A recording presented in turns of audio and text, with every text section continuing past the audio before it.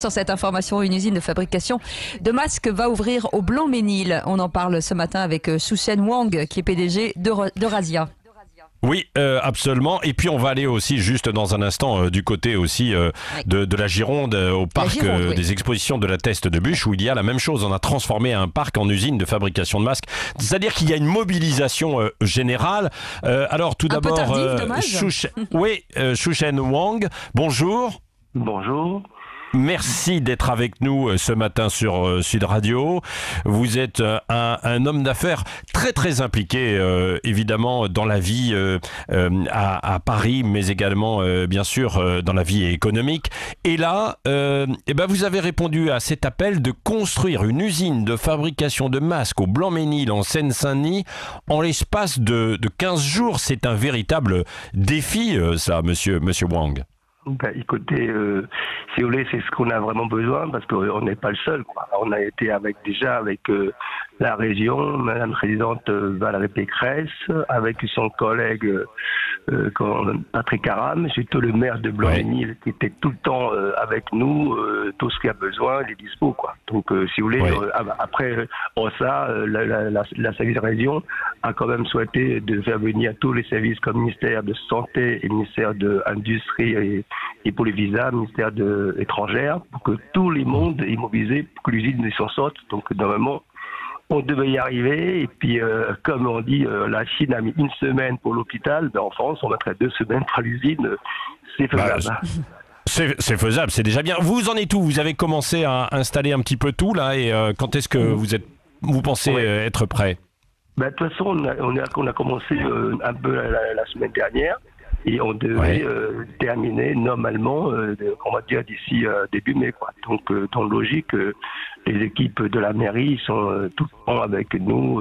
Et puis surtout, on a vraiment immobilisé aussi bien d'autres collègues. On va dire que il y a beaucoup de gens des équipes de travaux, des équipes comme au Blanc-Ménil, on a des gens de beaucoup multinationales, on a des Romains, on a des Portugais, on a d'autres, il y a des Chinois, et d'autres. Vous avez recruté, vous avez déjà recruté, monsieur Wang. Pour le moment, c'est des gens qui viennent en volontaire, mais après recruter, on voit ça avec la mairie, et puis trouver des gens sur place. Après, évidemment, on a des techniciens, on va peut-être éloigner d'aller trouver un peu plus loin. Et puis des main-d'œuvre, on peut l'avoir dans Blanc-Ménil. Et puis après, on a des gens qui viennent de Chine, qui vont nous informer comment faire fonctionner, et puis qui va nous rester au tout début de la fabrication, le temps d'expliquer tous ces... Oui, c'est ça, parce que les machines en tant que telles, monsieur Wang, elles viennent de Chine. Oui, monsieur, ils viennent de Chine en avion, avec un vol privé, quoi. Et ça va arriver là quand dans les jours qui viennent, hein, même chose. Il n'y a pas de machine début la semaine prochaine. Donc ils arrivent ici, on va dire, entre jeudi, vendredi ici, quoi. Ils arrivent là. Après le deuxième tour, la semaine suivante, on a les 3-4 machines qui arrivent, quoi. Donc il y a vraiment beaucoup de boulot parce que c'est très lourd, c'est très volumineux. Et puis de toute façon, c'est le moyen pour gagner. C'est sûr qu'aujourd'hui, si on ne fait pas avion, on n'a aucune chance d'arriver, quoi. Oui, bien sûr. L'objectif, c'est 500 000 masques par jour, c'est cela, hein? Oui, monsieur. En principe, les machines qu'on a, ils faisons je parle de la FP1, là, les machines pour les chirurgicales, on sort à peu près moyennement 120 moyennement la minute. Donc on a 4 machines, donc logique, donc on arrivera facilement 500. Quoi. Donc, mais après on a d'autres machines qui arrivent, quoi. Ouais, bon, bravo. Shuchen Wang, on rappelle juste en l'espace d'un instant, parce qu'il y a quelques auditeurs qui peuvent s'interroger, mais qui est cet homme d'affaires franco-chinois? Vous êtes implanté en France depuis longtemps, c'est vous qui êtes derrière, par exemple, tous les magasins Tang, hein, c'est ça, je crois. Non, on est au Aubervilliers, si vous voulez, monsieur. Non, notre frère, non, c'est un autre, c'est un collègue à nous. Ah, c'est un autre. Oh là, c'est un autre, oui. Nous, c'est Wang, mais on est très semblés, c'est des amis qu'on connaît. C'est Wang, oui.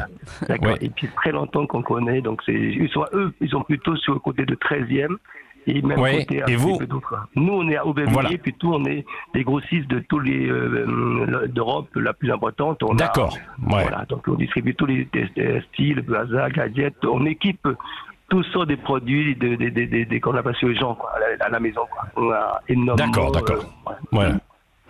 Bon ben bravo à vous et on va suivre ça évidemment parce que c'est une initiative formidable. Un peu comme vous pouvez rester avec nous, celle qui a lieu du côté de la Teste de Buch, avec le parc des expositions qui a été transformé. Libero Mazzone, bonjour. Bonjour, comment allez-vous? Bon, vous avez entendu cette usine qui va être fabriquée en 15 jours. Vous aussi. C'est très bien. Oui. Vous c'est un peu. Oui, vous c'est un peu la même chose quoi, avec ce grand atelier monté dans le parc des expositions. Alors nous, ça s'est fait très rapidement. Ça s'est fait en 48 heures. C'est-à-dire qu'un coup de fil, j'ai sourcé les machines. J'ai appelé Singer à Paris, le patron de Singer, PDG. Quand j'ai voulu acheter les machines, il m'a dit écoutez, ce que vous voulez faire, c'est honorable. Donc les machines, vous les payez pas, on vous les offre. Donc ça, je tiens à souligner. On a créé 200 emplois en l'espace d'un mois. L'idée, c'était de redonner du travail aux chômeurs de longue durée qui étaient dans cette activité. Et aujourd'hui, on a 200 personnes qui travaillent dans un état d'esprit qui est extraordinaire. C'est palpable à l'intérieur de l'usine. Donc nous, on fait entre 20 et 30 000 pièces par jour parce que c'est manuel. On fait des masques de barrière, on fait des masques chirurgicaux.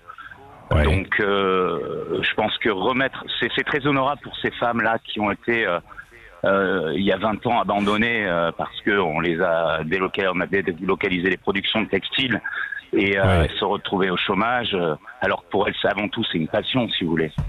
Donc l'idée c'était de remettre d'abord de pas subir le corona à cause d'un bout de tissu qu'on doit mettre sur le nez, ça c'était quelque chose qui était inconcevable.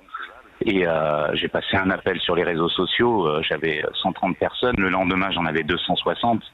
Donc on a trié, on a gardé celles qui étaient un peu moins professionnelles, on les a mis à des postes comme des postes en amont pour retourner le tissu, etc. Et puis on a organisé une chaîne humaine qui fonctionne très très bien. Il faut savoir quand elles sont arrivées, il y a des gens qui n'avaient jamais vu une machine à coudre. Et pourtant, c'était toute volontaire. Donc, au bout de 2 jours, on a réussi à faire 10 000 pièces. Et aujourd'hui, on est sur une cadence de 20 000 pièces par jour. Cette semaine, on sera à 30 000 pièces par jour. Je pense que ça sera le maximum de rendement qu'on peut avoir en restant dans un état d'esprit très familial et bon enfant, sachant qu'il y a une très grande discipline, parce que c'est des professionnels, mais... Ils sont lavables, ces masques sont lavables en tissu et ils sont destinés avant tout à la métropole bordelaise, à la région, tout le bassin d'Arcachon également, c'est ça. Tout à fait, Nicolas Florian, le maire de Bordeaux, nous a passé une commande de 800 000 masques pour Bordeaux et Bordeaux Métropole. Marie-Hélène Deségaux, qui est la présidente de la COBAS, nous a commandé 100 000 pièces pour les habitants du bassin d'Arcachon, tout le bassin, la région, les communes avoisinantes. Donc nous, ce qu'on voulait, c'était répondre localement à une demande immédiate pour les déconfiner, parce que c'est plus possible de subir ça. Et effectivement, ce sont des masques lavables une centaine de fois, donc à 60 degrés ou à 90 degrés. On peut même passer un coup de fer à repasser dessus avant de le mettre dans la journée. Quand on l'a porté 4 heures, on peut les infecter avec un coup de fer à repasser vapeur. Donc très agréable à porter et surtout c'est quelque chose qu'on pourra avoir dans le sac quand on sera déconfiné. Si on a le moindre soupçon, on pourra le reporter en fin d'année, quoi. Enfin, voilà.